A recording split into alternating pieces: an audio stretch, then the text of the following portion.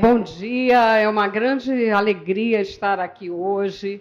Eu queria cumprimentar, em primeiro lugar, a todas as prefeitas, prefeitos que aqui vieram. Alguns vieram de longe, né, os amigos aqui da Bahia, dizendo que percorreram 2.000 quilômetros para chegar aqui, em muitos casos. Então, queria falar da importância desse ato que reúne pessoas, prefeitos, secretários de saúde de 15 estados do Brasil. Quero agradecer aqui a todas as participações, ao CONAS e ao CONASEMES, as queridas secretárias que aqui falaram. Quero agradecer também à deputada estadual de São Paulo, professora Bebel, agradecer a toda a equipe do Ministério da Saúde, em nome da Aline Costa, que aqui falou, do José Guerra, nosso chefe de gabinete, e também colocar a importância de nós termos aqui. Eu pediria que você levantasse, Luiz Gustavo, para, em seu nome, cumprimentarmos a todos os samuzeiros do Brasil. Muito bom.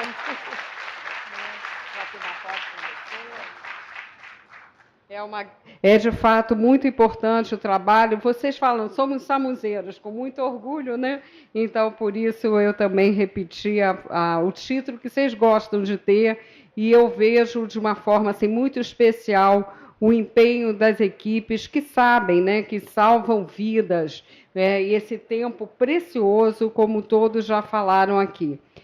Quero também cumprimentar a cada um dos prefeitos, a cada uma das prefeitas que estão aqui nesse ato.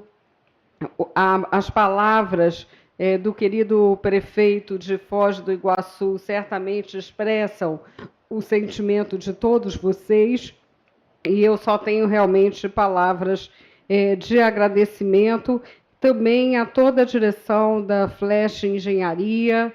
Em nome de Pedro Reis, eu agradeço a todas e todos. Estive com o presidente Lula em Salto este ano de 2024, numa grande entrega também de ambulâncias, e isso foi algo igualmente muito especial. São 258 ambulâncias, representando um investimento de 74 milhões e 500 mil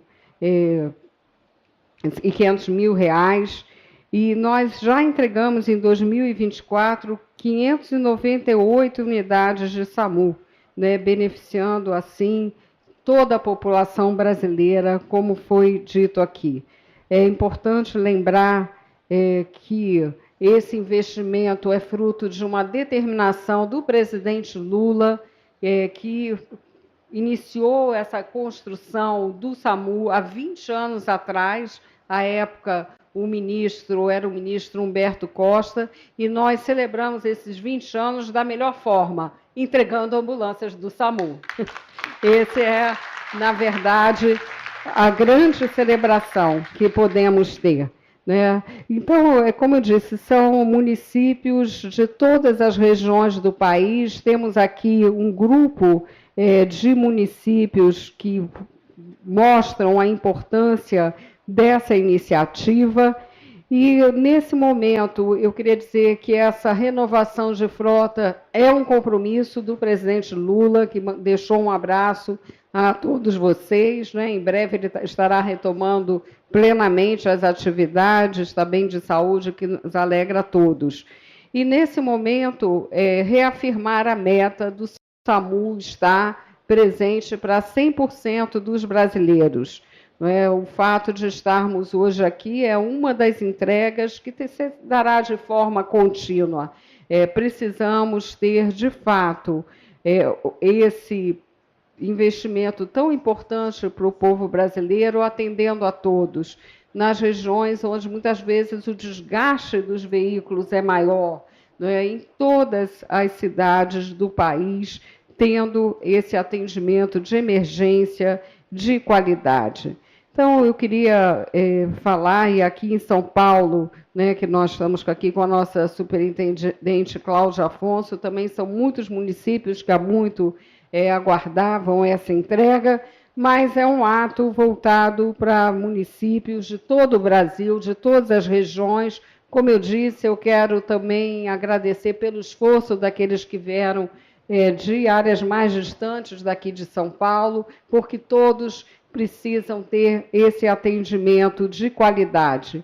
E vamos seguir esse caminho de fortalecimento do SUS. A rede de emergência e de urgência é uma grande referência hoje do Brasil, e o SAMU faz parte desse importante empreendimento.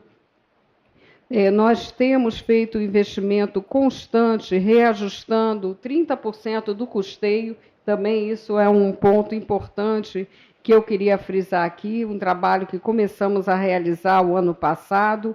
Hoje são 187 milhões de pessoas cobertas pelo SAMU. É um país, né, um grande país como o Brasil, e vamos seguir dessa forma, trabalhando para termos, de uma forma efetiva, o SAMU, de fato, em todas as regiões. Queria, finalmente, dizer a vocês que estão se aproximando as festas de fim de ano, né, se aproximando o tempo de Natal, de renovação de esperanças, de paz, que nós tenhamos um ano de 2025 com muita saúde, com democracia plena no Brasil, com um trabalho muito próximo às prefeituras.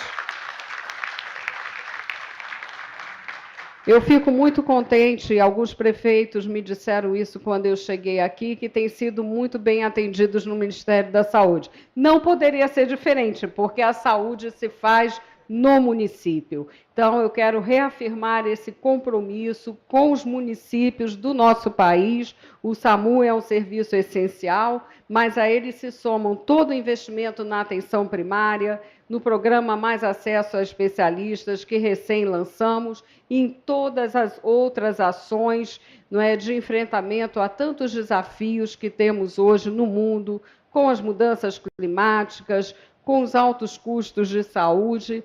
Se enfrentarmos todos eles unidos, faremos isso seguramente melhor. Então, quero deixar aqui um grande abraço, um abraço especial àqueles que fazem a adaptação do SAMU e que viabilizam que esse projeto seja realidade para a vida e para a saúde das brasileiras e brasileiros. Muito obrigada. Bom dia. Bom dia, bom dia. Como vai? Mérito da CNBC, está aqui no Brasil, tudo bem? Ministro, não acredito que o senhor tenha conversado com o presidente Lula sobre a prisão do general Braga Neto. O que o presidente falou? Ele quer saber como estava o ambiente nas forças. Evidentemente que isso era uma coisa que já se esperava. Todo mundo esperava. Há um constrangimento ao espírito de corpo de cada força, mas já se esperava. Nós desejamos que todos esses que estão envolvidos respondam à justiça. Nós não sabíamos, poucas pessoas acreditam que nós não somos avisados. Na véspera, o general Tomás me telefonou às 10 horas e disse: a Polícia Federal avisou que amanhã vão ter 2 operações em casa de 2 militares, uma no Rio e uma em Brasília. E às 6h15 ele me telefonou dizendo na casa de quem era. Mas o Exército, nem a Marinha, nem a Aeronáutica tem informação de quais são as pessoas que vão sofrer esse tipo de operação. Mas é necessário, precisa acabar para a gente olhar para frente e para tirar a suspeição dos inocentes. Eu digo muito que cada um entrou nisso com seus CPFs e a gente tem que preservar os CNPJ das 3 forças. Como está a situação nas Forças Armadas? Muito bem. Quer dizer, então, é como eu disse, constrangido, é um colega, estudaram juntos, é o primeiro general 4 estrelas que é detido no Exército, mas não foi surpresa para ninguém.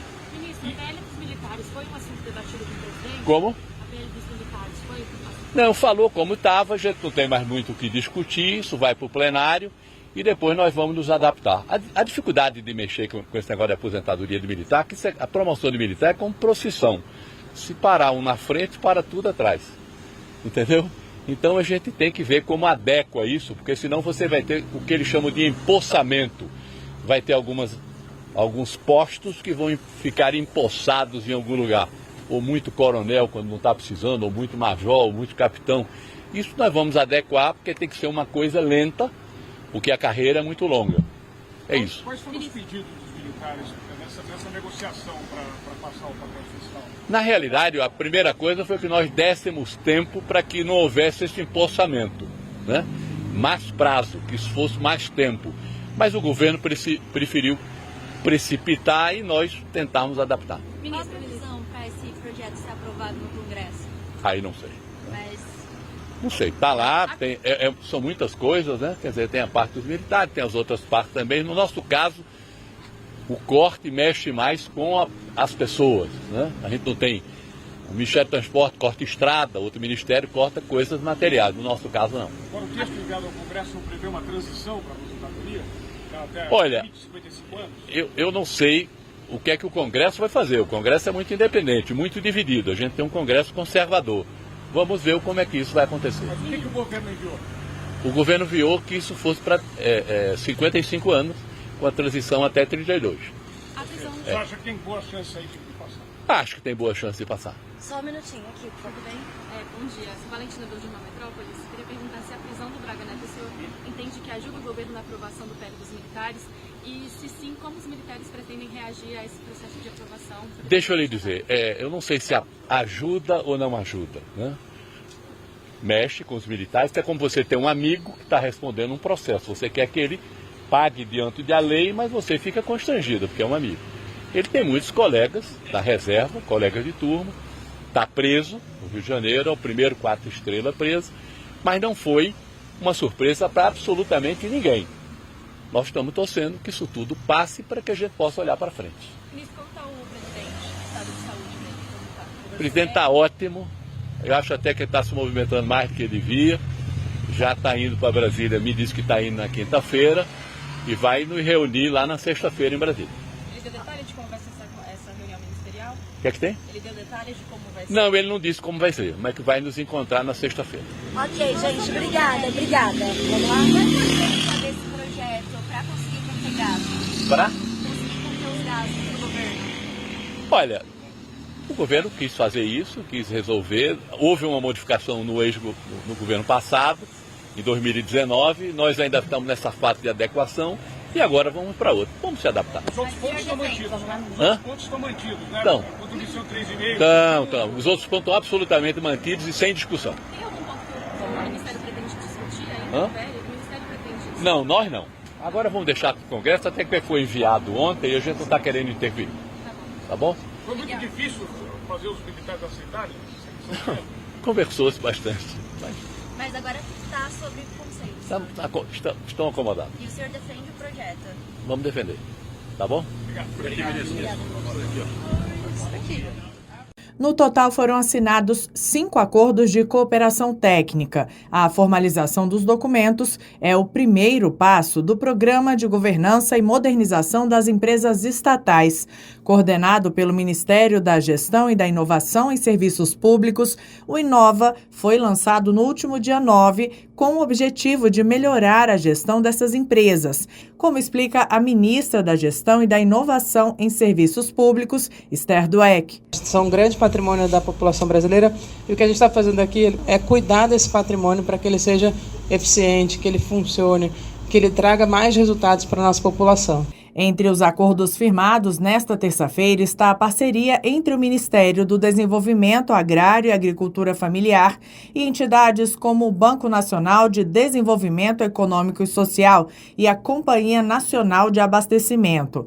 De acordo com Paulo Teixeira, ministro do Desenvolvimento Agrário e Agricultura Familiar, as mudanças devem fortalecer o papel estratégico das empresas públicas na segurança alimentar do Brasil. Nós entendemos que elas podem ser ainda melhores, aumentando a oferta de alimentos da agricultura familiar, para que o Brasil tenha soberania alimentar.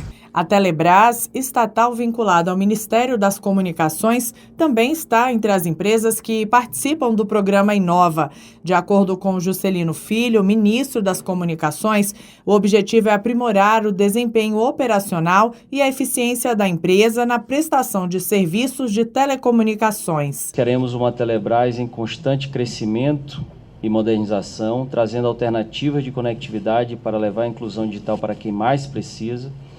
Uma empresa inovadora e atenta às necessidades do nosso povo.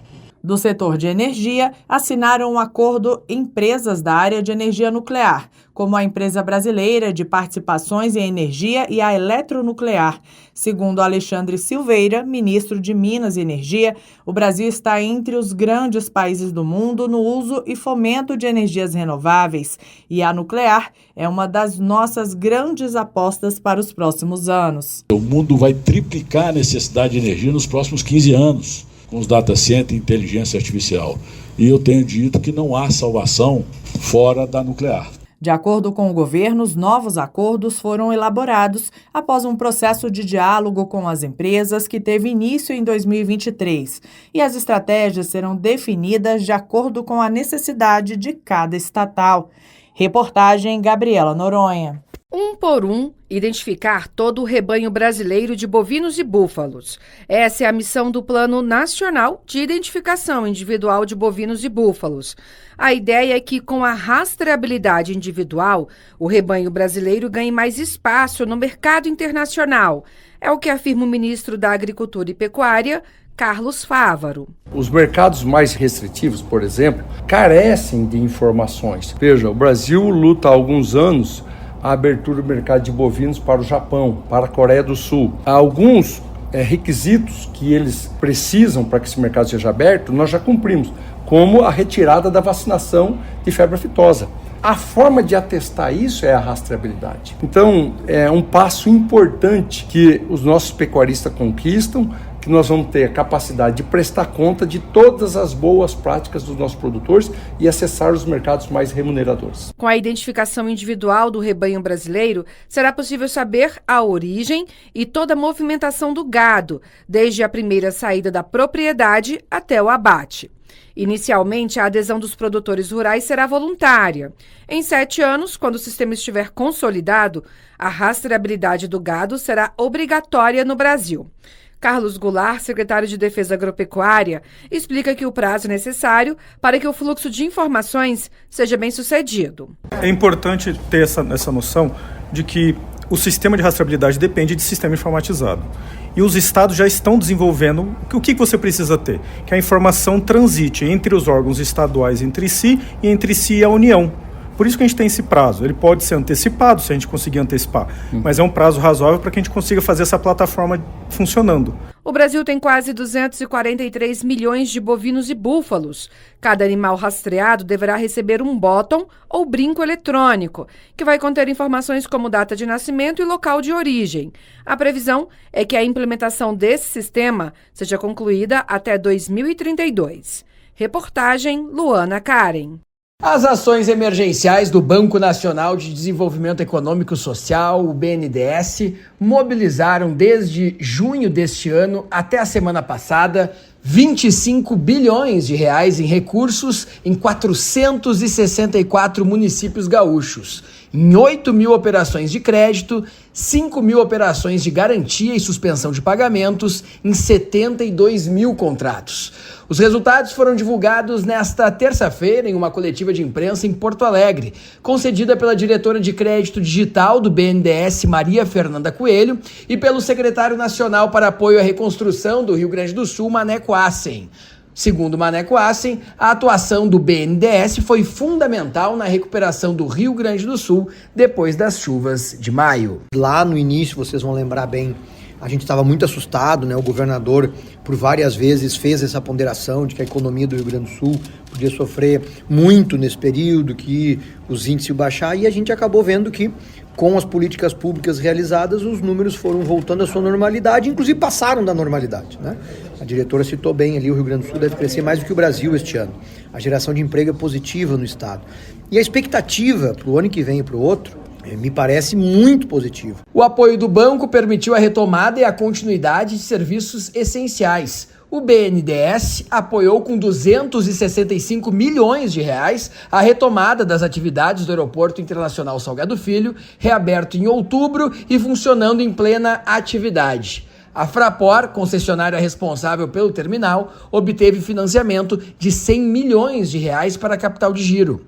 Outro caso emblemático foi o financiamento de 1 bilhão de reais concedido para a RGE Sul Distribuidora de Energia, para a capital de giro e aquisição de máquinas e equipamentos. A operação garante que a conta de luz não aumente até 2026. No Porto de Rio Grande, o BNDES concedeu 373 milhões de reais em financiamento ao grupo CCGL para a recuperação e também para a retomada das atividades do terminal marítimo Luiz Fogliato, o Termasa. O apoio do BNDES contribui ainda para recuperar as estradas de rodagem que cortam o Rio Grande do Sul. A concessionária Via Sul contou com financiamento de 125 bilhões de reais em capital de giro e conseguiu apresentar liquidez enquanto interveio com as ações emergenciais nos 101 pontos de bloqueio de sua malha de 473 quilômetros e restabeleceu boa parte da mobilidade viária no estado. Reportagem Voltaire Santos. O gerente de supermercado, Claudinei Pereira, vai uma vez por ano para a consulta com a dermatologista. Mas nem sempre foi assim. Ele passou a cuidar mais da saúde depois de um susto. Em 2016, o que parecia ser uma simples espinha no nariz foi diagnosticado como câncer de pele. Comecei a ser uma feridinha no nariz, né? De vez em quando sangrava, eu ia fazer a barba, às vezes eu passava a mão, saiu um pouquinho de sangue, né? E a minha esposa falava, vai procurar um dermatologista que você está com um problema aí, você não sabe o que é, e eu pensava que era uma espinha.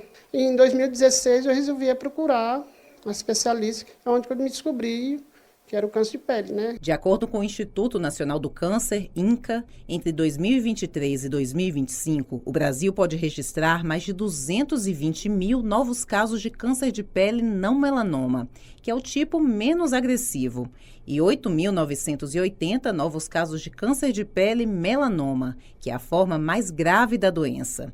A exposição solar em excesso é o principal fator de risco para câncer de pele. E neste mês, a campanha Dezembro Laranja vem relembrar sobre cuidados simples que podem evitar o surgimento da doença. A dermatologista Tatiana Sabaneff lembra que o câncer de pele é curável, mas é importante que o diagnóstico seja feito precocemente. Por isso, é preciso ficar atento a alguns sinais de alerta. Uma ferida que não cicatriza, uma manchinha vermelha descamativa ou uma lesão que cresce rapidamente. Então, se você vê aquele seu sinalzinho marronzinho, assimétrico, com as bordas irregulares, maior do que meio centímetro, você observou que aquele seu sinal está crescendo, modificou, você precisa procurar auxílio médico. O Sistema Único de Saúde oferece tratamento gratuito e integral para o câncer de pele, incluindo medicamentos, cirurgias, quimioterapia e radioterapia. A dermatologista do INCA, Ana Paula Hortêncio, destaca que em casos suspeitos da doença, o paciente deve procurar uma unidade de saúde. Nós temos nas unidades básicas de saúde a oportunidade do paciente verbalizar essa queixa, ser examinado e ser referenciado para sistemas mais especializados que dali em diante vão conduzir o tratamento. Mas basicamente hoje nós temos muitos hospitais universitários que têm centros, serviços de dermatologia e que conduzem o tratamento desse paciente. Mas a porta de entrada ainda é a unidade básica, onde o paciente vai, verbaliza sua queixa e é regulado a partir dali. Vale lembrar que medidas como o uso de protetor solar, chapéu, além de evitar a exposição ao sol em horários de pico, são a melhor forma de prevenir o aparecimento do câncer de pele. Reportagem Graciele Bittencourt. Os espaços de participação social são uma forma de o governo ouvir diretamente grupos organizados sobre as demandas da sociedade. E com esse foco foram criados fóruns que estão sendo implantados em todos os estados pela Secretaria-Geral da Presidência da República. O primeiro deles foi estabelecido no Rio Grande do Sul, durante o esforço do governo federal para socorrer as vítimas das enchentes e reconstruir o estado gaúcho. E quem está ao vivo aqui com a gente, traz os detalhes, é Renato Simões, secretário nacional de Participação Social. Boa noite, secretário. Boa noite, prazer estar aqui com vocês novamente. Secretário, vamos começar explicando o que são os fóruns de participação social que estão sendo implantados nos estados.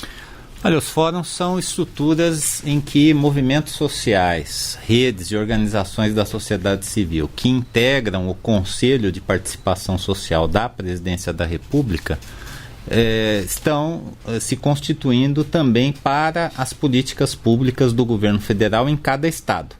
Então, o Conselho de Participação Social foi criado pelo presidente Lula e ele reúne 68 movimentos e redes da sociedade civil.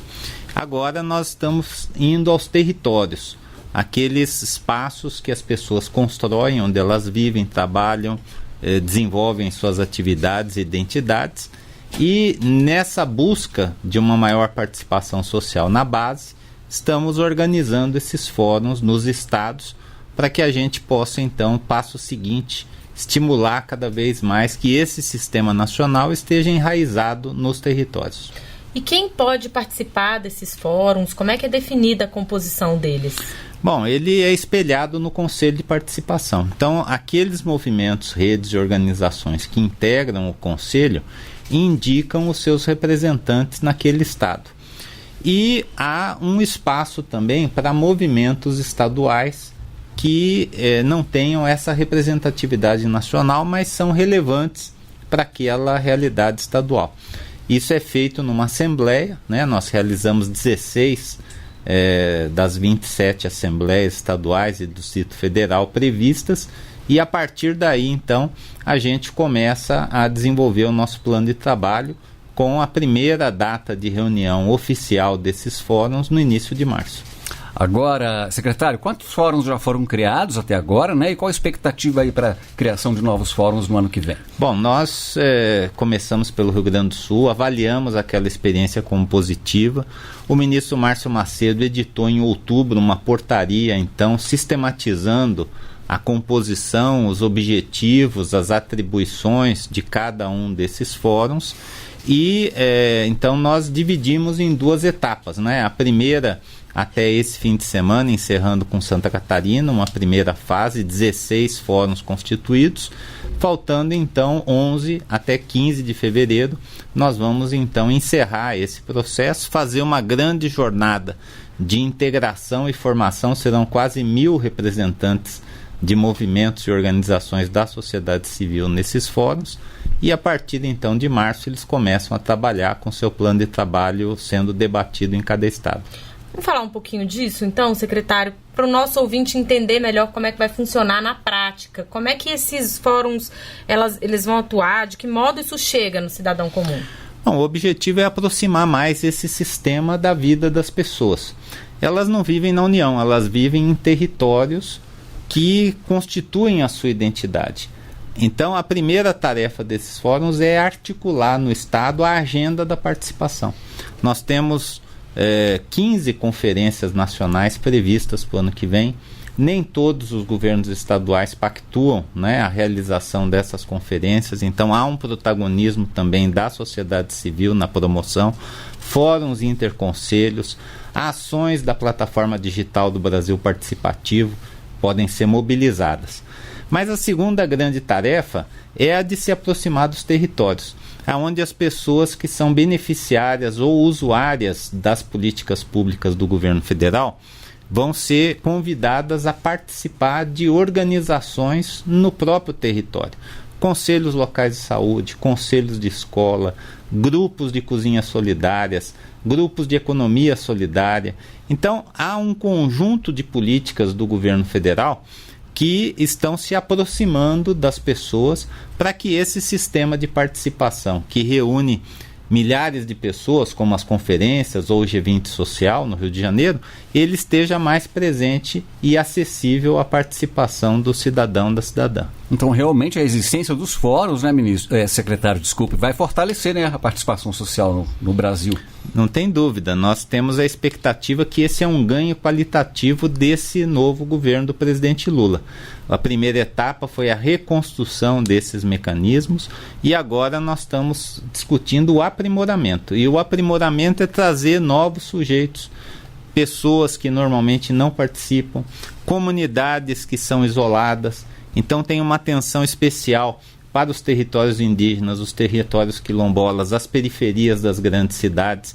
É preciso que as pessoas se sintam à vontade, por meio digital ou presencialmente, de participar próximo da onde ela vive, trabalha e constrói suas lutas. E como é que a pessoa faz para participar?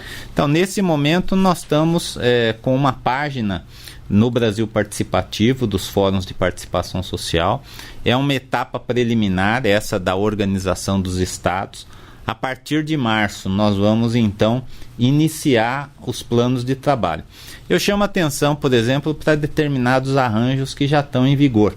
Por exemplo, o Programa de Alimentação Saudável, que vai reorganizar a ação de territórios rurais na região Nordeste em parceria com o Consórcio Nordeste, os governos estaduais do Nordeste. Também o Ministério da Cultura tem aberto seus comitês de cultura, seus pontões, definido agentes territoriais. Então é a integração disso que a Secretaria-Geral busca, aprimorando esse sistema de participação que em si já é virtuoso na história da democracia brasileira. Tá certo, então nós conversamos com Renato Simões, secretário nacional de Participação Social. Muito obrigado aqui pela entrevista à Voz do Brasil. Obrigado, Nádia. Um abraço. Fim de ano, bolão da virada, mas fique atento para sites falsos imitando a identidade visual da Mega da Virada. A Caixa Econômica Federal alerta que o único site oficial para apostar na Mega da Virada é o portal Loterias Online, no endereço loteriasonline.caixa.gov.br. Além do site, você pode apostar com segurança pelos canais oficiais, como o aplicativo Loterias Caixa, disponível tanto para Android quanto iOS, o Internet Banking da Caixa ou direto em uma das mais de 13 mil lotéricas espalhadas pelo país. Lembrando que as apostas só são válidas com a emissão do comprovante oficial.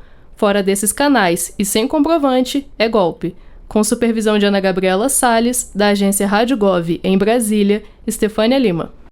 O Banco Nacional de Desenvolvimento Econômico e Social, o BNDES, mobilizou desde junho deste ano 25 bilhões e 700 milhões de reais para ajudar na recuperação de 464 municípios gaúchos afetados pelas enchentes. A informação foi divulgada por representantes do BNDES durante coletiva de imprensa nesta terça-feira em Porto Alegre. Ao todo, 17 bilhões e 170 milhões de reais em créditos foram aprovados para empresas gaúchas, sendo 70% destinados a micro, pequenas e médias empresas. Além disso, o Fundo Garantidor viabilizou 3 bilhões e 760 milhões de reais em financiamentos para instituições financeiras. O BNDES também suspendeu pagamentos em 72 mil contratos, somando 4 bilhões e 770 milhões de reais. O apoio do banco também incluiu setores essenciais, como financiamento para garantir que a conta de luz não aumente até 2026 e o investimento na retomada do aeroporto Salgado Filho.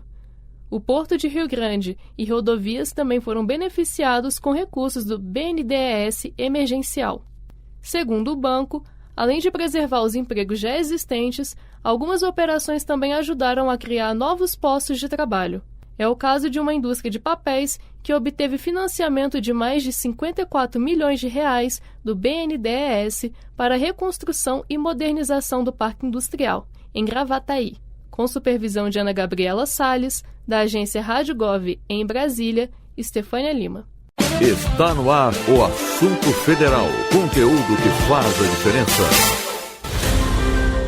Olá, ouvinte! Hoje é terça-feira, 17 de dezembro de 2024. Eu sou Ana Gabriela Salles e começa agora o Assunto Federal, com muita informação e prestação de serviço para você. Essa semana eu fico com você ao vivo, das 4 às 5 da tarde, pelo horário de Brasília, pelo streaming do site radiogov.ebc.com.br e também via satélite para emissoras parceiras de todo o país. Vale lembrar que nosso amigo Luciano Seixas está numa merecida folga, então eu te convido para ficar aqui comigo, porque aqui você já sabe, tem conteúdo que te interessa e que faz a diferença. Aqui o assunto é federal. E hoje, com os trabalhos técnicos de Anderson Santos e a produção da nossa equipe Rádio Gov da Empresa Brasil de Comunicação, EBC, a gente começa agora com o Giro de Notícias. É hora do Giro de Notícias. A Polícia Federal deflagrou hoje a Operação Cativeiro Invisível contra a exploração econômica de indígenas. Ariane Póvoa tem detalhes dessas investigações. A Polícia Federal deflagrou nesta terça-feira, dia 17, a Operação Cativeiro Invisível para aprofundar investigações sobre denúncias de abusos e exploração de indígenas na terra Lagoa Comprida, localizada no município de Genipapo dos Vieiras, no Maranhão. Segundo denúncia anônima, comerciantes locais estariam retendo indevidamente cartões de benefícios sociais e previdenciários dos indígenas como garantia de pagamento de dívidas. Esses débitos seriam oriundos de mercadorias vendidas a preços abusivos e de empréstimos realizados a juros elevados. Além disso, os suspeitos teriam feito empréstimos em nome das vítimas junto a instituições financeiras. Durante as diligências, um dos alvos foi flagrado na posse de cartões pertencentes aos indígenas. Os documentos foram apreendidos pela Polícia Federal e devolvidos aos titulares. No decorrer das buscas, também foram encontrados outros cartões de benefícios, documentos de identidade, armas de fogo e munições. 2 indivíduos foram presos em flagrante por posse ilegal de armas. Os envolvidos podem responder por crimes como apropriação indébita, extorsão ou retenção de cartões magnéticos de contas bancárias vinculadas a benefícios sociais. A Polícia Federal segue com as investigações. Da Agência Rádio Gov em Brasília, Ariane Póvoa.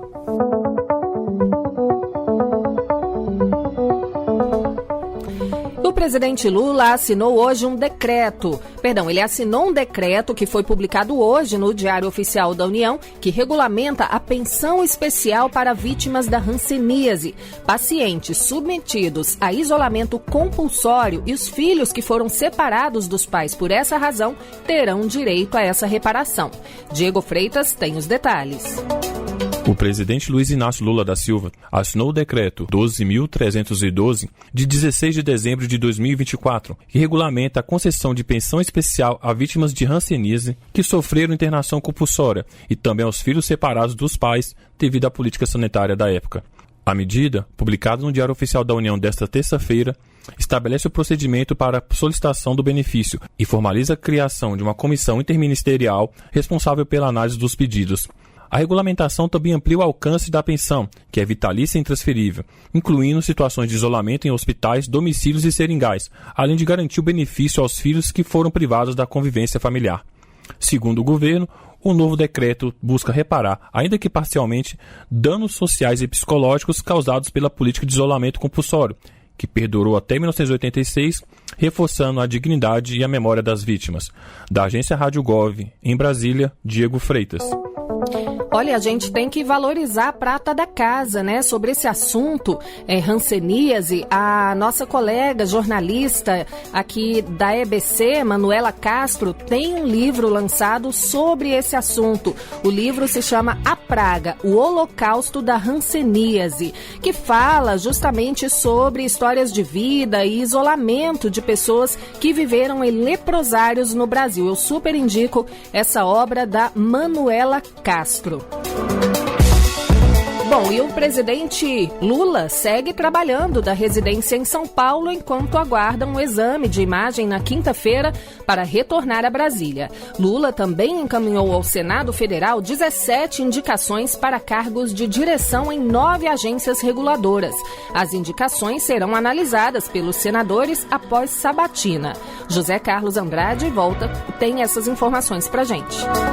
O presidente Luiz Inácio Lula da Silva enviou ao Senado 17 nomes para compor cargos de direção em 9 agências reguladoras. As indicações foram publicadas em edição extra do Diário Oficial da União desta segunda-feira, dia 16. Os indicados deverão passar por sabatina no Senado antes da aprovação. Entre as agências contempladas estão a Agência Nacional do Petróleo, Gás Natural e Biocombustíveis, ANP, Agência Nacional de Vigilância Sanitária, Anvisa, Agência Nacional de Águas e Saneamento Básico, ANA, Agência Nacional de Mineração, ANM, e Agência Nacional de Aviação Civil, ANAC. Também foram feitas indicações para as diretorias da Agência Nacional de Saúde Suplementar, ANS, Agência Nacional de Transportes Terrestres, ANTT, Agência Nacional do Cinema, Ancine, e Autoridade Nacional de Segurança Nuclear, ANSN. Da Agência Rádio Gov em Brasília, José Carlos Andrade. Olha só, o agronegócio brasileiro exportou quase 153 bilhões de dólares de janeiro a novembro desse ano. De acordo com o Ministério da Agricultura e Pecuária, esse número representa o segundo melhor resultado da série histórica. José Carlos Andrade volta com esse balanço. As exportações do agronegócio brasileiro somaram 152 bilhões e 630 milhões de dólares entre janeiro e novembro deste ano, o segundo melhor resultado da série histórica, representando 48,9% do total exportado pelo país durante o período. Os principais destaques foram o complexo soja, 52,19 bilhões de dólares, carnes, 23,93 bilhões de dólares e açúcar, 18,27 bilhões de dólares. Já em novembro, as vendas totalizaram 12 bilhões e 660 milhões de dólares, o equivalente a 45,2% do total exportado pelo Brasil no mês, com destaque para o setor de carnes, que registrou o recorde de 2 bilhões 450 milhões de dólares, alta de 30,2%, impulsionado por maiores volumes exportados e preços médios mais altos. O café também se destacou, atingindo 1 bilhão 470 milhões de dólares em exportações, aumento de 84,4%, enquanto o complexo soja teve retração de 50,3% devido à quebra de safra. Segundo o governo, a diversificação de mercados e produtos deve manter o crescimento em 2025, reforçando a importância do Brasil no comércio agrícola global. Da agência Rádio Gov em Brasília, José Carlos Andrade. E por falar em agronegócio, esse ano o Brasil bateu recordes na abertura de novos mercados de exportação. Mais de 60 países começaram a comprar nossos produtos. Estefânia Lima traz esses dados pra gente. O agronegócio brasileiro bateu recordes em 2024, com a abertura de 285 mercados de exportação em 62 países. De acordo com o balanço divulgado nesta terça-feira pelo Ministério da Agricultura e Pecuária, em média, um novo mercado foi conquistado a cada 2 dias esse ano para os produtos agropecuários do Brasil. Entre janeiro e outubro, as exportações somaram 140 bilhões de dólares, com destaque para soja, carnes, café e produtos florestais. A carne bovina chegou a novos mercados como México e República Dominicana, enquanto a carne de frango expandiu para países como Reino Unido, Filipinas, Chile, Singapura e Cuba. O algodão registrou recorde, com 4 bilhões de dólares exportados. A cachaça ganhou espaço na Austrália. Já a China, maior compradora de produtos agrícolas brasileiros, habilitou 39 novas plantas frigoríficas, o que, de acordo com o Ministério, consolidou o Brasil como o maior fornecedor de carnes para o mercado chinês. O Brasil também fortaleceu a imagem do agro em feiras internacionais, com negócios imediatos de 26 milhões de dólares e projeções de 308 milhões de dólares. Com supervisão de Ana Gabriela Salles, da agência Rádio Gov em Brasília, Estefânia Lima. Bom, e aqui no Assunto Federal você já sabe que a gente sempre combate as fake news e tenta esclarecer para você as notícias oficiais para que ninguém caia em armadilhas. Olha essa, a plataforma YouTube teve que remover vídeos falsos sobre a saúde do presidente da República. Diego Freitas conta pra gente. O YouTube Brasil removeu 7 dos 12 vídeos identificados pela Advocacia Geral da União, a AGU, que divulgavam informações falsas sobre a saúde do presidente Luiz Inácio Lula da Silva. A ação ocorreu após uma notificação extrajudicial enviada pelo governo federal na última sexta-feira, dia 13, solicitando a retirada de conteúdos em até 24 horas úteis. Os vídeos apresentavam informações distorcidas, incluindo boatos graves, como o falecimento do presidente, que, na realidade, se recupera bem de um procedimento para a drenagem de um hematoma na cabeça, realizado sem intercorrências. Lula recebeu alta hospitalar no domingo, dia 15, e segue em repouso na residência oficial, em São Paulo, onde realizará exames até quinta-feira. A AGU destacou no pedido que as postagens violam o direito à informação e configuram um abuso de liberdade de expressão. Caso os demais vídeos não sejam removidos, a AGU solicita que os conteúdos sejam rotulados com informações reais, como os boletins médicos da equipe que acompanha o presidente. Enquanto se recupera, Lula segue trabalhando. Nesta segunda-feira, o presidente se reuniu com ministros para tratar dos projetos prioritários do governo no Congresso Nacional. Da agência Rádio Gov em Brasília, Diego Freitas. Agora, você já pensou em esperar mais de 10 anos para ter acesso à casa própria porque as obras foram paralisadas? Pois é, isso aconteceu com 144 famílias de Londrina, no Paraná. Mas agora, finalmente, as moradias do programa Minha Casa Minha Vida foram entregues. Lademir Filipim explica. Depois de 11 anos de espera, 144 famílias de Londrina, no Paraná, finalmente receberam a chave de casa no residencial Alegro Village, empreendimento do programa Minha Casa Minha Vida, e a entrega aconteceu nesta segunda-feira, dia 16. Contou com a presença do secretário nacional de Habitação do Ministério das Cidades, Augusto Rabelo. O projeto, iniciado em 2013, enfrentou diversas paralisações devido a quebras de contrato com construtoras, deixando as obras abandonadas por anos. Em fevereiro deste ano, a construção foi retomada com um investimento de R$ 5.400.000 do Fundo do Arrendamento Residencial FAR. Durante o evento, o secretário anunciou a construção de mais 1.218 unidades habitacionais na cidade, dobrando o número de moradias. Parte dessas novas unidades virá do residencial Flores do Campo, que estava paralisado e foi invadido, mas será retomado e devolvido ao município conforme determinação do governo federal. Da agência Rádio Gov em Brasília, Lademir Filipim. O Ministério da Saúde anunciou a destinação de recursos extraordinários para 312 municípios da Amazônia Legal que estão sob decreto de emergência climática por causa da estiagem, da seca e dos incêndios florestais. A assistência inclui a transferência de R$ 12.900.000 para aquisição de medicamentos e insumos. Como parte do apoio emergencial, a pasta já enviou 54 kits de calamidade pública à Secretaria Estadual de Saúde do Amazonas. A gente pensa que kit é algo menor, né? Mas cada kit, para você ter uma ideia, contém medicamentos e insumos suficientes para atender até 500 pessoas por 3 meses. 500 pessoas por 3 meses. Além disso, foi antecipada a entrega de itens do Programa Saúde da Mulher para apoiar as populações mais afetadas. Esse ano a estiagem castigou ali a região da Amazônia Legal, né, gente? Bom, e fim de ano é tempo da gente fazer um balanço de várias áreas da nossa vida, né? Quem aí pega aquela listinha de resoluções lá do início do ano e vai marcando que meta conseguiu vencer ou as outras que ficaram para trás e que vão ganhar uma nova chance no ano que vem.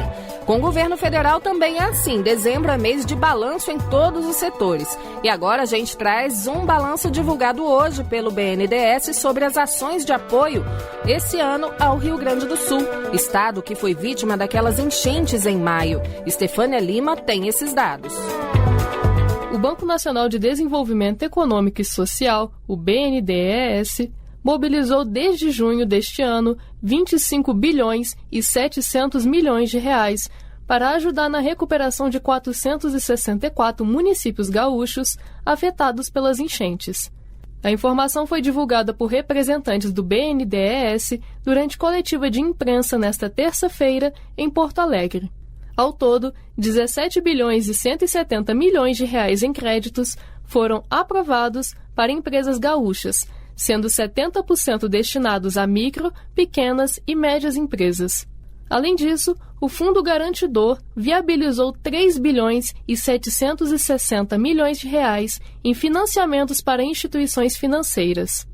O BNDES também suspendeu pagamentos em 72 mil contratos, somando 4 bilhões e 770 milhões de reais. O apoio do banco também incluiu setores essenciais, como financiamento para garantir que a conta de luz não aumente até 2026 e o investimento na retomada do aeroporto Salgado Filho. O Porto de Rio Grande e rodovias também foram beneficiados com recursos do BNDES emergencial.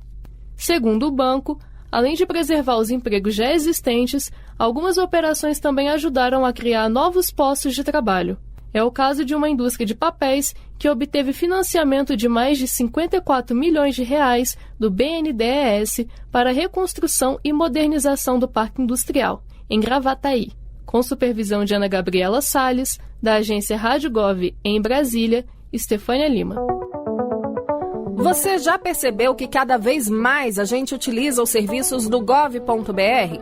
Pois é, a rede digital do governo federal já tem 1.500 municípios participantes e alcança cerca de 120 milhões de brasileiros. E a ideia é expandir cada vez mais o governo digital no setor público. De São Paulo, a repórter Adriana Natali tem as informações. A coordenação do gov.br é do Ministério da Gestão e da Inovação em Serviços Públicos e tem o objetivo de promover a colaboração, o intercâmbio e a criação de iniciativas relacionadas ao sistema de tecnologia no setor público. Ao aderirem à rede gov.br, estados e municípios assumem o compromisso de colocar em prática as regras da União sobre a oferta dos serviços públicos digitais e a simplificação no atendimento prestado à população. Outras vantagens de participar da rede incluem apoio de como fazer a transformação digital dos serviços públicos, a participação em programas de capacitação e apoio para a busca de financiamentos. O passo a passo para adesão à rede gov.br está disponível na página do programa. De São Paulo, Adriana Natali. E para a gente encerrar aqui o nosso giro de notícias de hoje, você já ouviu falar na Escola das Adolescências? O Ministério da Educação está ouvindo estudantes de várias partes do país para conhecer as necessidades dos adolescentes dos anos finais do ensino fundamental para aprimorar a política. Vamos ouvir no Boletim MEC.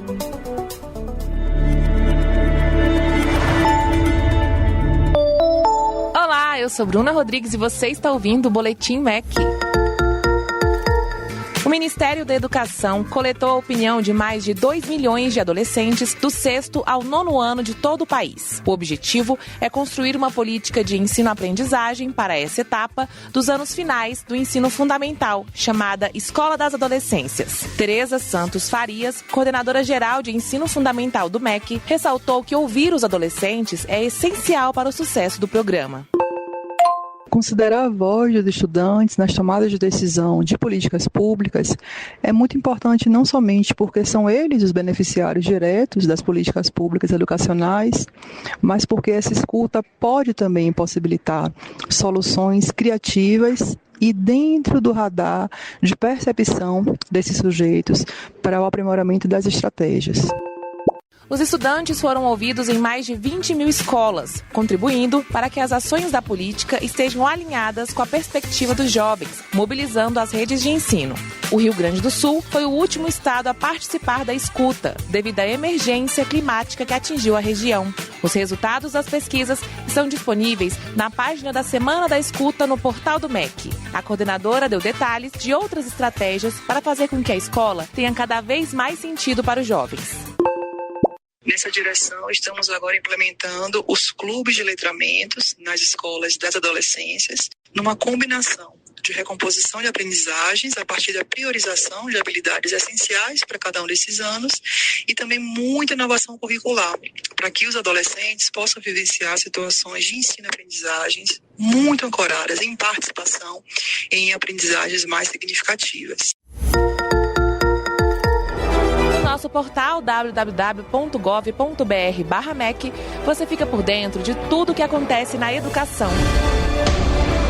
Ministério da Educação, Brasil, União e Reconstrução, Governo Federal. Você está ouvindo o Assunto Federal, conteúdo que faz a diferença. E E agora vamos saber como está o tempo em todas as regiões do país. Roda aí a previsão, Anderson. Previsão do tempo para terça-feira, 17 de dezembro. Região Centro-Oeste. Em Cuiabá, Mato Grosso, terça-feira encoberta com pancadas e chuva e trovoadas isoladas. Os termômetros registram mínima de 25 e máxima de 33 graus. A umidade do ar fica entre 85% e 45%. Diorama, em Goiás. Comemora aniversário com pancadas de chuva e trovoadas isoladas. A temperatura varia de 24 a 27 graus. A umidade do ar registra de 90% a 80%. Região Nordeste. Em Teresina, no Piauí, previsão de muitas nuvens com possibilidade de chuva isolada. Os termômetros marcam mínima de 27 e máxima de 38 graus. A umidade do ar vai de 85% a 40%. Conde, na Bahia, celebra aniversário com pancadas de chuva e trovoadas isoladas. A temperatura oscila de 24 a 38 graus e a umidade do ar marca de 90% a 70%. Região Norte. Manaus, no Amazonas, tempo nublado com pancadas de chuva e trovoadas isoladas nesta terça-feira. A temperatura mínima é de 26 e a máxima de 34 graus. A umidade do ar vai de 98% a 70%. Ferreira Gomes, no Amapá, comemora aniversário com possibilidade de chuva isolada. A temperatura oscila de 24 a 27 graus e a umidade do ar fica entre 100% e 80%. Região Sudeste. Em Vitória, Espírito Santo, tempo nublado com pancadas de chuva e trovoadas isoladas. A temperatura mínima é de 22, a máxima 35 graus. A umidade do ar vai de 90% a 70%. Martinho Campos, em Minas Gerais, celebra aniversário com tempo nublado com chuva isolada. A temperatura varia entre 19 e 26 graus e a umidade relativa do ar vai de 100% a 80%. Região Sul. Em Porto Alegre, no Rio Grande do Sul, terça-feira com possibilidade de chuva isolada.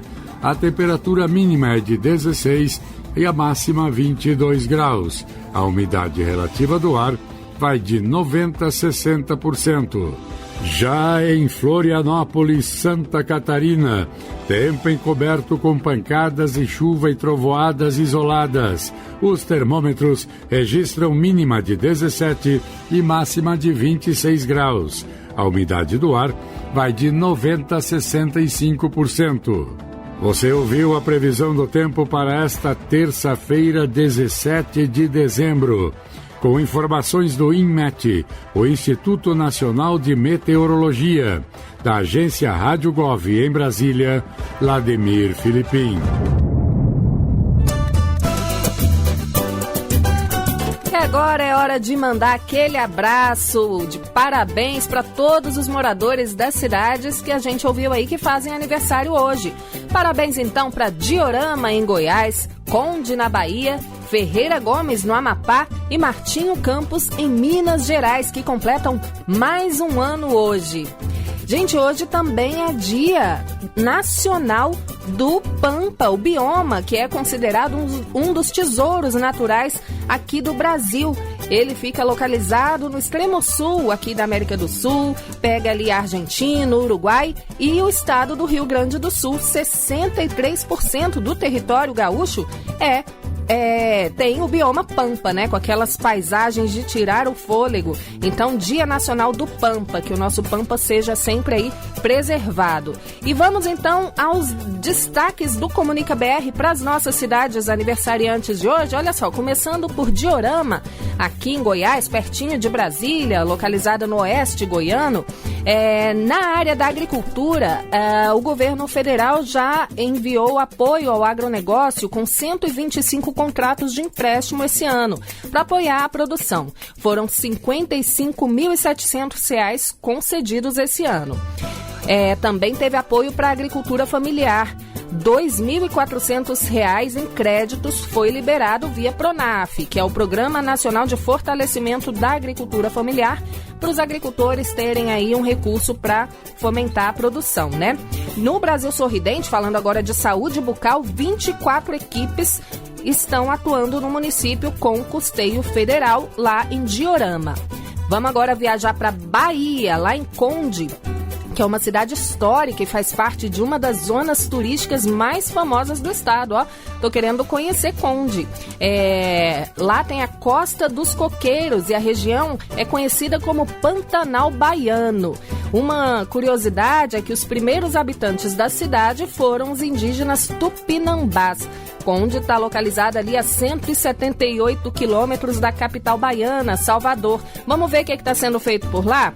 O Programa Nacional de Alimentação Escolar, PENAE, já teve 27 escolas, né, que receberam recursos reajustados para merenda escolar e R$ 710 mil já foram repassados com esse reajuste esse ano para as escolas. 5.300 crianças e adolescentes estão sendo beneficiados. Bom, e também tem o destaque aqui do programa Bolsa Família. 5.700 famílias recebem o benefício lá em Conde, na Bahia, com valor médio de R$ 694. E para a gente terminar aqui nosso giro pelo Comunica BR da cidade aniversariante, Ferreira Gomes, no Amapá. O nome homenageia o Major João Ferreira Gomes e essa cidade está localizada a 142 quilômetros de Macapá. Bom, a gente vai destacar aqui o programa Mais Médicos. Tem 4 médicos atuando lá pelo programa em todo o município, inclusive nos distritos sanitários indígenas. A gente também destaca aqui que 1.100 famílias lá de Ferreira Gomes são beneficiadas pelo Bolsa Família com um valor médio de R$ 768, com a produção do Everson Paulino. Eu trouxe aqui para você esses destaques do Comunica BR. Ainda hoje você vai ouvir aqui no Assunto Federal um episódio inédito do Prosa Rural. Agora em Brasília, 4h28, continua aqui com a gente. Para a família Silva, o importante é estar perto. Não importa como. Na família Ferreira, é dar a mão, principalmente nas horas mais difíceis. Para os Souza, família é... Para os Ribeiro, é casa cheia. Para os Oliveira, quem tá sempre junto. Para os Guaranis, é um povo inteiro. Mas todos têm uma coisa em comum. Porque família não é só quem compartilha o mesmo nome. É quem compartilha o mesmo cuidado. E para cuidar melhor das famílias brasileiras, o Ministério da Saúde está reconstruindo a saúde da família. São mais equipes e profissionais ampliando o acesso aos atendimentos, da prevenção ao tratamento, de bairro em bairro, de casa em casa, fazendo um Brasil bem cuidado. Procure uma unidade básica de saúde e saiba mais. Saúde da família. Onde tem família, agora tem mais cuidado. Ministério da Saúde. Brasil, União e Reconstrução. Governo Federal. E agora aquele recadinho para você saber como participar aqui do Assunto Federal. Manda aí, Thaísa. Olá, ouvintes e radialistas parceiros de todo o país. Aqui quem fala é Thaísa Vitória, da equipe Rádio Gov. E eu tenho um convite para você. Tá com dúvida sobre algum programa do governo federal aí na sua cidade ou na sua região? Ou quer saber mais sobre algum benefício, obra ou recurso do governo? A gente faz a ponte entre a sua pergunta e a resposta de fontes oficiais. É o quadro Manda Aí. Basta enviar a sua dúvida para o WhatsApp 61 99645 7037. Vou repetir. 61 99645 7037. Manda aí uma mensagem de texto ou de áudio dizendo o seu nome, o nome da sua cidade e estado e a sua pergunta. A nossa produção vai atrás da resposta. Então, não perde tempo, manda aí. É isso aí, pessoal. A gente aguarda a sua mensagem. Manda aí. Tá esperando o quê? Manda aí. Tá dado o recado, Filipim. Vamos seguir aqui com o nosso assunto federal. E agora, segurança alimentar. O projeto Mover Elipa ganhou reforço do programa Cozinha Solidária para fornecimento de refeições e qualificação profissional. Vamos saber mais na reportagem de Érica Braz.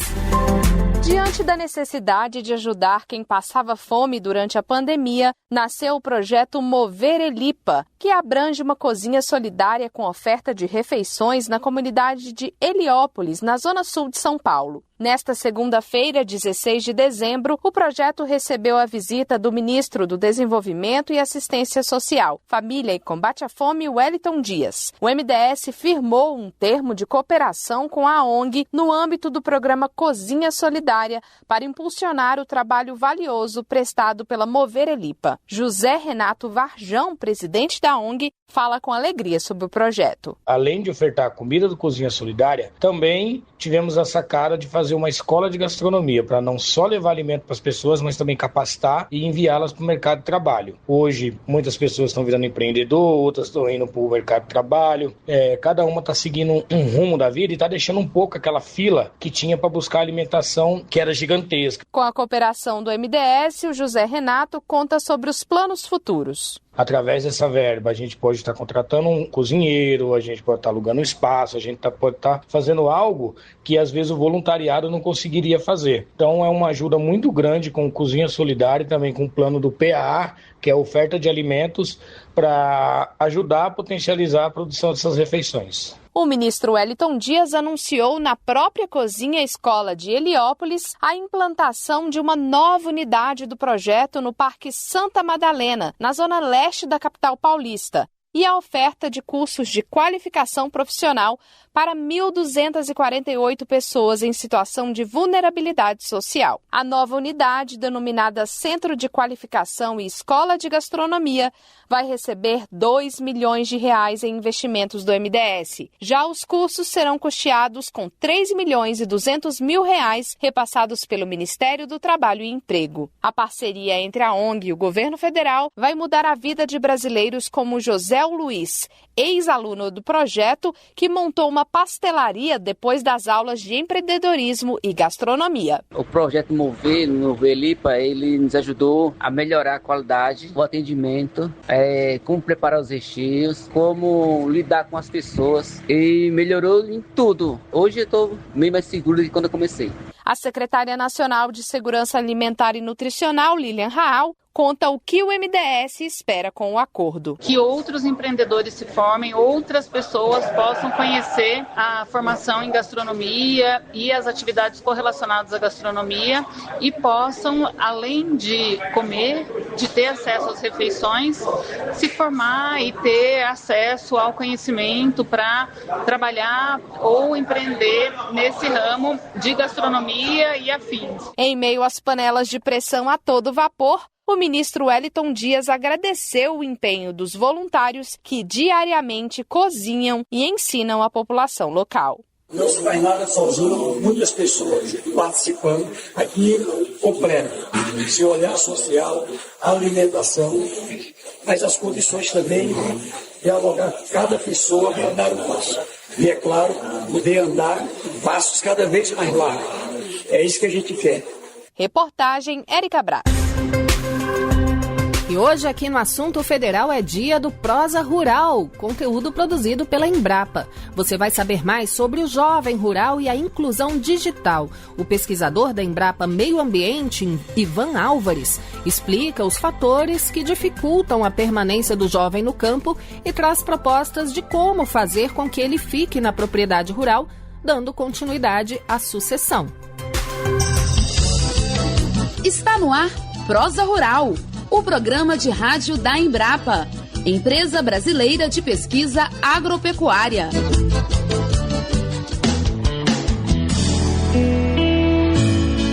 Olá, pessoal! Aqui quem fala é Juliana Freire e temos um papo super importante hoje, que precisa ser bastante proseado com a família e amigos. Vamos falar sobre a importância de manter o jovem no campo e como a inclusão digital pode ajudar nessa permanência. Hoje são vários os fatores que dificultam a permanência do jovem no campo. interrompendo em muitos casos a sucessão rural. O valor da terra é caro e o custo de se produzir também, o que torna a agricultura periurbana, que é a agricultura entre áreas urbanas e rurais, muito complexa. Também tem a falta de mão de obra, o que faz com que as áreas periurbanas fiquem sob ameaça pela expansão das cidades sobre a área rural. Mas nada está perdido. É possível ter outros ganhos dentro da propriedade agrícola e a expansão além da porteira, com uma agricultura familiar associativista, por exemplo. É o que o pesquisador da Embrapa Meio Ambiente, Ivan Alvarez, vai nos contar com mais detalhes. Um dedo de prosa. Vamos ouvir agora a conversa que a jornalista da Embrapa Meio Ambiente, Cristina Tordim, teve com o pesquisador Ivan. Oi, Ivan, vamos começar nosso papo? Você pode falar para a gente qual a realidade do jovem rural no contexto da agricultura familiar? Bom, o que a gente pode falar sobre o jovem é que ele é o reflexo do que ocorre ao todo com a agricultura familiar. A agricultura familiar, ela tem por premissa, está envolvendo a família na produção, envolvendo no manejo da terra e também participando do gerenciamento da propriedade. Ocorre que o jovem, principalmente hoje, nas áreas periurbanas, ele tem uma dificuldade de permanecer na terra, por vários motivos. Então, a maior dificuldade do jovem é encontrar uma atividade produtiva, porque geralmente as propriedades elas são pequenas. Então, numa propriedade pequena, você tem que encontrar algo que o jovem possa realizar e também, de alguma maneira, ser remunerado e dar progresso à produção rural. Para que a sucessão rural ocorra, é necessário que o jovem esteja também engajado dentro da propriedade. E muitas vezes as relações familiares são também uma dificuldade quando o jovem não encontra esse espaço. Na agricultura familiar, o jovem tem que encontrar um nicho de produção. Quando ele encontra esse nicho de produção, ele consegue permanecer na propriedade. As nossas pesquisas têm mostrado que falta diálogo entre pais e filhos. Então, o produtor rural que não tem por prioridade conversar com seu filho, ele tem maior dificuldade para o filho ficar na propriedade. E explica para a gente, então, como nós podemos sensibilizar o jovem a ficar na propriedade e consolidar a sucessão. Bom, quando a gente fala de jovem rural, a gente está falando de um setor muito específico dentro da propriedade rural. O que a gente está falando? De gerações. Naturalmente, existe um conflito entre gerações, ou ao menos existe uma diferença do modo de pensar e de agir de uma geração para outra. Então, o primeiro passo, a gente tem que fomentar o diálogo entre pais e filhos dentro da propriedade rural. As nossas pesquisas mostraram que a família que senta para conversar, a família que leva para o jovem também o problema do gerenciamento da propriedade, ela consegue permanecer unida e a sucessão rural acontece. Então, quando você tem esse primeiro lado, você consegue realmente ter sucesso nesse evento que é a sucessão rural. Por outro lado, a gente tem que ver claramente dentro daquilo que pode ser feito na propriedade, porque tem coisas que não podem ser feitas. Aí depende de políticas públicas, depende de uma ação externa à propriedade. Mas os nossos estudos demonstraram que quando há uma vontade de se associar com outros agricultores que tenham as mesmas dificuldades, isso minimiza os problemas. Então, trabalhar em associativismo também auxilia que o jovem rural fique na propriedade. Quando você propicia também um convívio social, o jovem tem convívio com outros jovens, quando ele tem a possibilidade de trocar ideias, quando ele tem a possibilidade do ensino à distância também, porque muitas vezes ele quer ter o acesso ao ensino e ele tem que sair da propriedade. Mas se ele tem o ensino à distância, acesso à internet, ele consegue de alguma maneira fazer essa agregação de conhecimento. Ele consegue estar adquirindo conhecimento maior e ele pode aplicar na propriedade, desde que os pais entendam que ele tem esse espaço.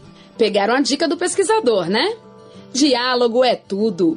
Com muita conversa, é possível superar diferenças e entender que as divergências podem ser resolvidas, respeitando o papel de cada um na família e no trabalho rural. E trabalhar de forma associativa com outros produtores também é fundamental, pois diminui as dificuldades. Vamos continuar ouvindo as dicas do pesquisador Ivan Alvarez para manter o jovem rural no campo.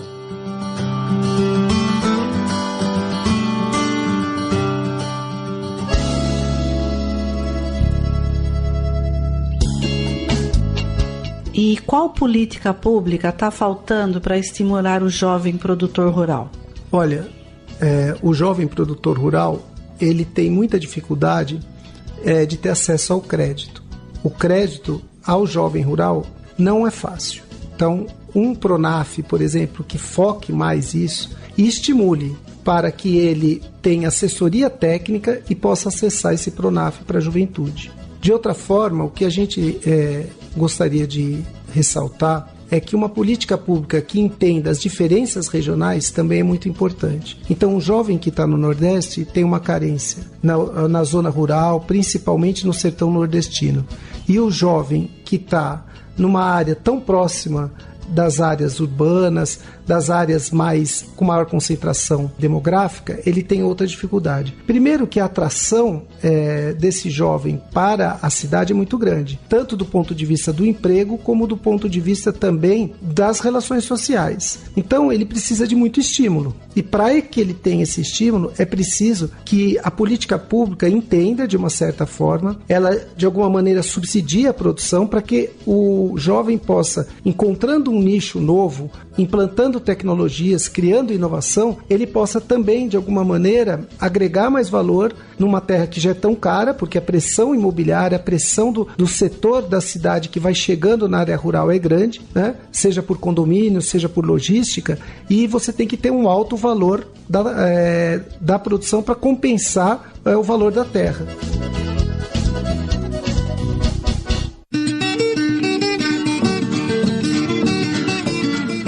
Ivan, e nas relações pai e filho agricultor, o que você destaca? Olha, desde que o jovem ouve lá de pequeno, de criança, quando ele sente assim, vai filho, estuda, mas volta, é bem diferente daquele pai que fala, vai filho, estuda e não vai ficar igual eu aqui.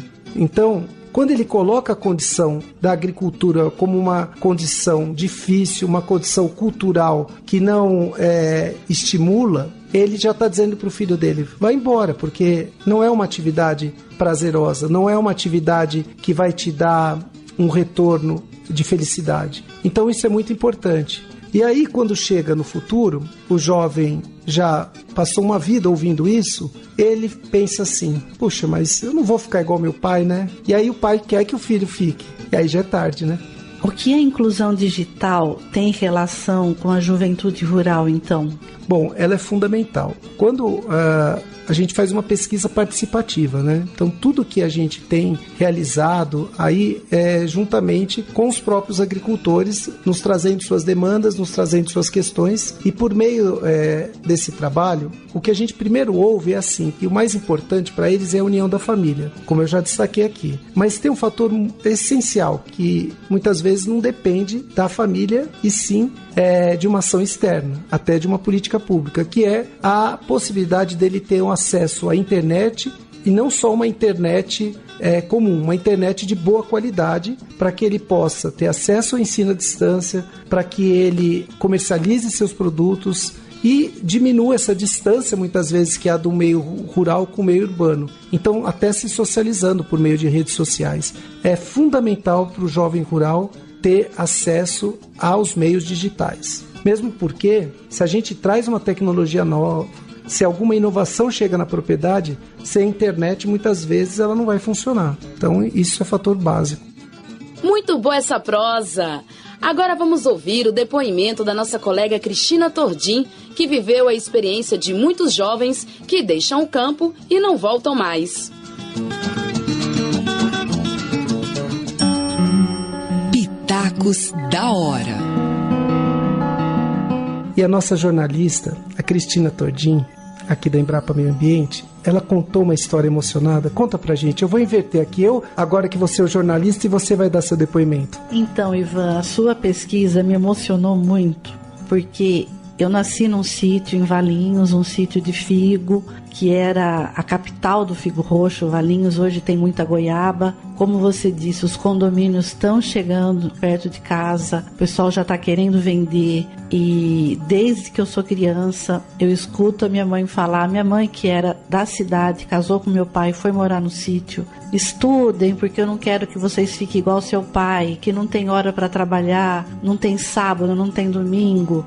Se chove, ele fica desesperado, se chove muito, se chove pouco, se dá chuva de pedra, se dá geada. Era tudo muito sofrido pra gente e, pra falar a verdade, Ivan, nenhum filho ficou no sítio. Todo mundo saiu e o sítio acabou. Então, Cristina, não chegou a hora da gente reverter esse processo? A gente aqui da Embrapa está procurando fazer isso, porque quando a gente vê, estamos gerando tanta tecnologia, tanta pesquisa, e quando a gente chega lá, nos vários aspectos assim, do Brasil todo, a gente vê uma agricultura envelhecendo. É muita sabedoria, mas também há que se fazer o novo. E o novo é trazer o jovem de volta para a propriedade. Aquele que saiu e não deixar aquele que está lá. Ele pode até ir, ele pode até estudar, mas ele volta, trazendo um vigor e uma vontade. Então vamos tentar reverter esse processo, e a nossa mensagem aqui é essa, justamente: vamos nos unir, tragam suas demandas para a Embrapa, mas vamos fazer também a lição dentro de casa, Então você, agricultor, que está aí vendo seu filho indo embora, pensa como que você pode tratar essa questão de uma forma diferente, nova, e pode contar com a gente.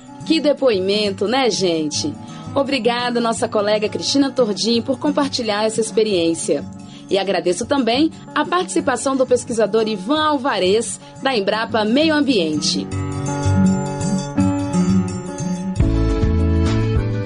E você, amigo ouvinte, sabia que é importante também reservar um momento semanal para planejar a propriedade junto com a sua família?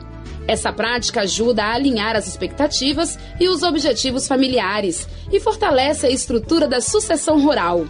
Como ouvimos agora há pouco, é preciso ter um novo olhar para o jovem, criando políticas públicas e novas formas de financiamento da agricultura, valorizando a atividade agrícola, garantindo acesso ao ensino e à internet, ou seja, integrando esse jovem à sociedade como um todo. É isso, meus amigos. E com esse recado final, terminamos mais um Prosa Rural. Para saber mais sobre esse assunto, você pode acessar a publicação Jovem Rural como Indutor da Agricultura Periurbana no Circuito das Frutas no Estado de São Paulo, na página da Embrapa na internet em publicações. E aproveite e anote aí o telefone da Embrapa Meio Ambiente. Se tiver alguma dúvida sobre o tema do programa de hoje, é só ligar. 19 é o DDD. Telefone 3311-2700. Mas se preferir um atendimento pela internet, acesse o nosso site www.embrapa.br. Ao pé da página você encontra o Serviço de Atendimento ao Cidadão, o SAC. O Prosa Rural se despede por aqui. Um grande abraço e até o próximo programa.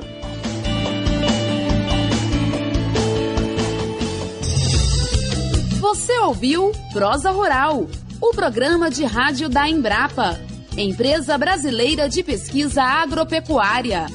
A Embrapa é vinculada ao Ministério da Agricultura e Pecuária. Este programa é uma produção da Empresa Brasileira de Pesquisa Agropecuária, Embrapa. Roteiro e entrevista, Cristina Tordim. Edição de roteiro e apresentação, Juliana Freire. Edição de áudio, Hamilton Gontijo. Coordenação de produção, Raíssa Alencar. Conteúdo, Embrapa Meio Ambiente.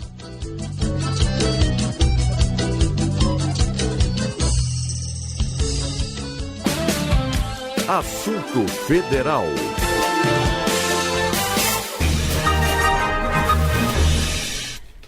E chegou a hora da gente receber aqui a editora-chefe da Voz do Brasil, Mariana Jungmann, que todo dia traz pra gente em primeira mão os destaques da Voz do Brasil.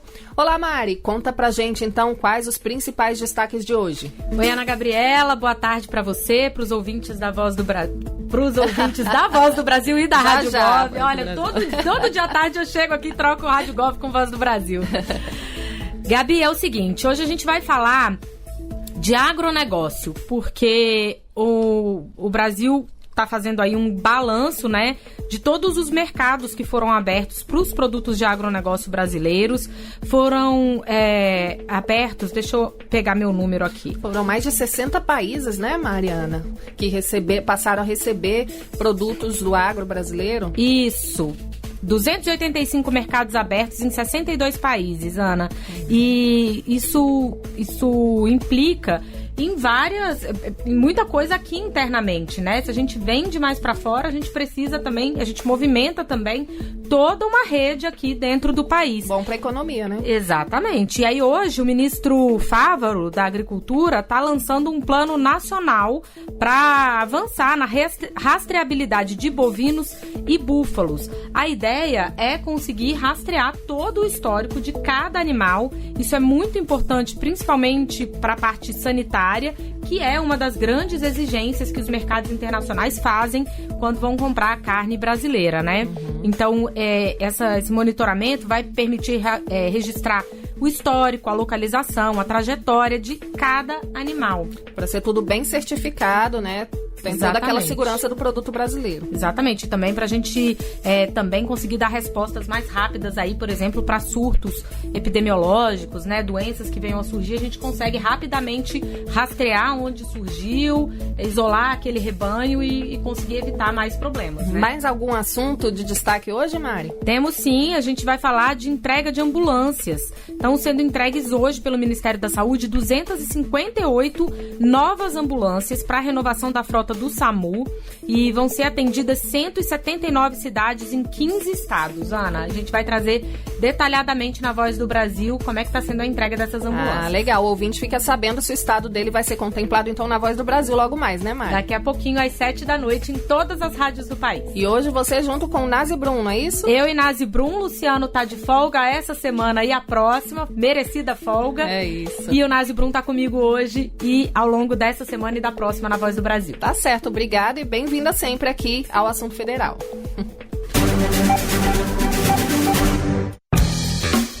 Momento Serviço. O programa Desenrola Fiéis foi prorrogado até 31 de dezembro. Ó, o prazo está acabando, hein, gente? Essa é uma oportunidade para você, estudante, que está em atraso com o financiamento estudantil, renegociar a sua dívida. Do Rio de Janeiro, a repórter Fernanda Cruz tem as informações. Com essa prorrogação, os inadimplentes têm até o dia 31 de dezembro para quitar suas dívidas. Até o dia 9 de dezembro, houve a adesão de 383 milhões de estudantes ao programa Desenrola Fiéis, somando uma quantia de quase 781 milhões de reais. Os contratos firmados até o ano de 2017 e inadimplentes até 30 de junho de 2023 podem solicitar uma renegociação. Os descontos ou condições variam. Para estudantes inscritos no Cadastro Único ou beneficiários do auxílio emergencial que tenham dívidas com mais de 365 dias de atraso, os descontos podem chegar até a 99%. Então, reforçando, a prorrogação vai até o dia 31 de dezembro e é possível obter mais informações pelos canais de atendimento do Banco do Brasil e da Caixa Econômica Federal. Essas aí foram as informações da Fernanda Cruz, do Rio de Janeiro. Seguindo aqui, tem oportunidade também de renegociação de dívidas com instituições financeiras, empresas de telefonia, água, energia elétrica e outros setores. A gente já falou aqui, hein? É a segunda edição do Renegocia, mutirão de negociação de dívidas. A Thaísa Vitória conta pra gente.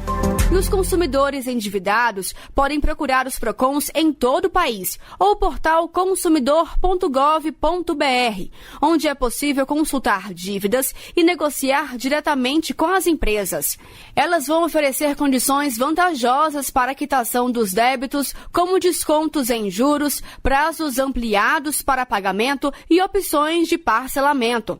A iniciativa tem como objetivo ajudar a população na prevenção e tratamento do endividamento. Por isso, será ofertada também educação financeira.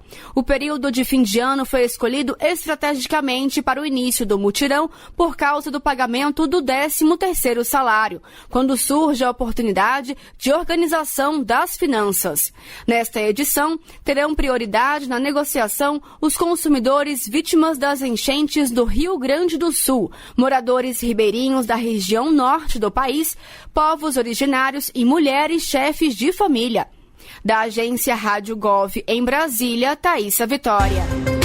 E atenção, esse mutirão vai até o dia 17 de janeiro. Não perca tempo. Se tem dívida, corre lá.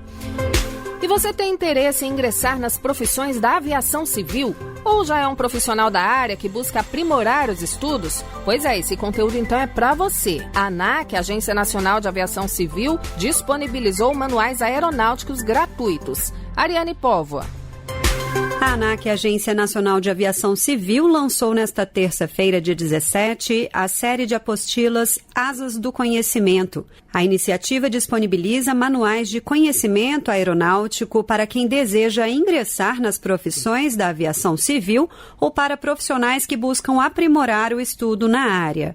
O projeto, segundo a ANAC, faz parte do programa estratégico Asas para Todos, que tem o objetivo de fomentar a diversidade, inclusão, capacitação e formação na aviação civil brasileira, tornando o conhecimento acessível a todas as pessoas. Ao todo, vão ser publicadas 17 apostilas. No momento, estão disponíveis 3 manuais no portal da agência. Você pode conferir em gov.br/ANAC. Da agência Rádio Gov em Brasília, Ariane Póvoa. E olha aí, mais uma notinha de serviço. Fim de ano, bolão da virada, mas fique atento para sites falsos imitando a identidade visual da Mega da Virada, hein? A Caixa Econômica Federal alerta que o único site oficial para apostar na Mega é o portal Loterias Online. Anota aí o endereço: loteriasonline, tudo junto, .caixa.gov.br. Além do site, você pode apostar com segurança pelos canais oficiais, como o aplicativo Loterias Caixa, disponível tanto para Android quanto iOS. E também tem o Internet Banking da Caixa ou direto em uma das mais de 13 mil lotéricas espalhadas pelo país. Então são várias formas oficiais, né, gente? Não vamos cair em golpe. E olha só, as apostas só são válidas com a emissão do comprovante oficial. Fora desses canais e sem comprovante é golpe. Não arrisque seus dados, nem o seu dinheiro e muito menos a sua sorte, né? E agora é hora do Brasil contra Fake. Atenção, porque os saques do FGTS, o Fundo de Garantia do Tempo de Serviço, não dependem de intermediários. Vamos saber mais com Jorge Marques. Brasil contra Fake.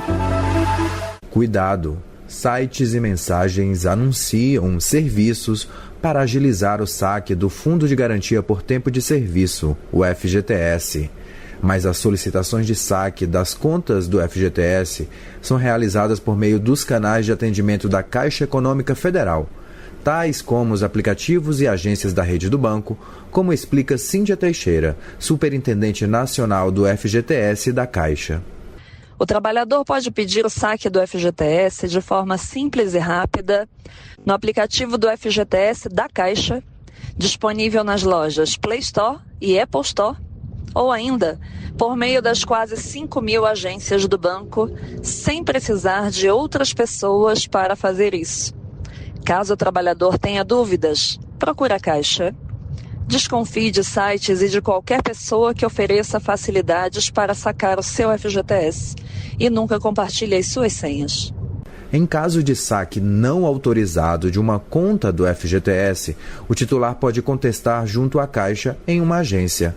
As contestações são analisadas e, quando é constatado que a movimentação não foi autorizada, o valor é ressarcido pela Caixa ao titular da conta. Em caso de dúvida, é possível entrar em contato com a Caixa pelo Alô Caixa 4004-0104, pela ouvidoria no 0800 725 7474, no WhatsApp 0800 104 0104 ou qualquer uma das agências do banco. Na hora de se informar, procure fontes confiáveis.